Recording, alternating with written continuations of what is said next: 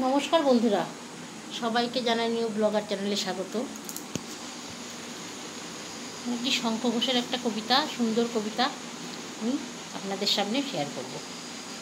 আপনারই আমি নেমে আসি তোমার দক্ষিণে, যেমন সূর্যাস্ত এসে ঘিরে ন্যায় মন্দিরে, বটতলা গ্রামান্তে মন্থর দিন নত যেন নদীর কিনারে। এই প্রেম আমাদের ভালোবাসা, যদি বলো ব্যক্তিগত তবে তাই, এরই তো বীজের মধ্যে 10 দিক ঘুরে আসা। নিজেরই ধরনে আমি তাপ রেখে সবার দুহাতে ভালো আছো বন্ধু, ভালো আছো? অনেকেই ভালো নেই, ফিরে চলে আসি সঙ্গোপনে। নির্জন মন্দির খোলা পায়ে উড়ে পড়ে শীর্ণ পাতা।